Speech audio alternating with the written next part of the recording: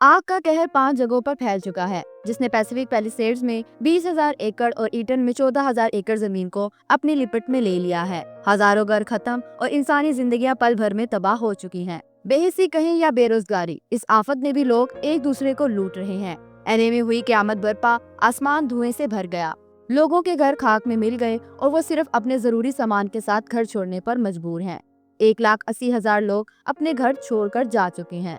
Fire fighters दिन रात struggle कर रहे हैं, लेकिन मौसम और हवा उनके काम को और ज्यादा मुश्किल बना रही है। व्यूअर्स, एलए में हुई क़यामत बरपा, आसमान धुएं से भर चुका है। लोग अपने घर छोड़कर भाग रहे हैं और जिंदगियां पल भर में बदल चुकी हैं। ये सिर्फ लॉस एंजलिस की कहानी नहीं, ये एक वेकअप कॉल है पूरी दुनिया के लिए। आज की इस वीडियो में हम बात करेंगे लॉस एंजलिस वाइल्ड फायर के लेटेस्ट अपडेट, इन आग की वजह और क्लाइमेट चेंज का इस पर असर। तो वीडियो को एंड तक जरूर देखिएगा। लेकिन व्यूअर्स, यहाँ एक गुजारिश है कि अगर आपको ये वीडियो पसंद आ रही है तो लाइक करें, दोस्तों के साथ शेयर करें और हमारे चैनल को सब्सक्राइब करना ना भूलें, ताकि अगली इंटरेस्टिंग अपडेट आप तक सबसे पहले पहुंचे। लॉस एंजलिस में 5 मुख्तलिफ मुकामात पर आग फैल चुकी है। सबसे बड़ी है पैसिफिक पैलिसेड्स फायर, जो तकरीबन 20,000 एकड़ का एरिया जला चुकी है। दूसरी फायर ईटन फायर है, अब तक 14,000 एकड़ डिस्ट्रॉय कर चुकी है, लेकिन अब तक फायर फाइटर इन्हें रोकने में नाकाम रहे हैं। थर्सडे की न्यूज के मुताबिक इस आग ने केनेथ एरिया को भी अपनी लपेट में ले लिया है। पुलिस ने एक शख्स को अपनी हिरासत में लिया है,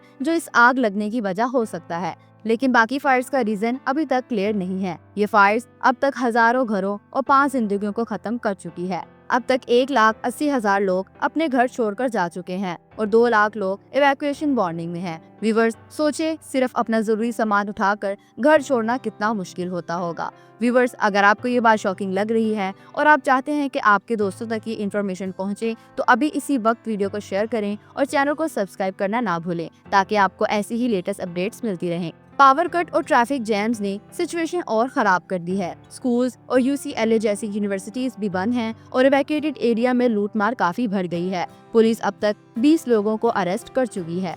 सेलिब्रिटीज भी इससे बच नहीं पाए। लिटन मेस्टर और एडम ब्रॉडी के घर भी इस आग की लपेट में खत्म हो चुके हैं। इंश्योरेंस एक्सपर्ट कहते हैं कि ये वाइल्ड फायर बहुत महंगा और डिजास्टर्स बन सकती है। रिपोर्ट्स के मुताबिक ये लॉस $50 बिलियन तक पहुंच सकता है। व्यूअर्स, ये फायर हवा की तेजियों और ड्राई मौसम की वजह से होती है, लेकिन क्लाइमेट चेंज ने इस प्रॉब्लम को और बढ़ा दिया है। पिछले कुछ सालों में गर्मी ज्यादा होने और ड्राउट की वजह से ये आग बहुत डेंजरस हो गई है। एक्सपर्ट कहते हैं कि अब फायर सीजन नहीं, फायर ईयर हो गया है। ये हमें एक सिग्नल दे रहा है कि नेचर का ख्याल रखना कितना जरूरी है।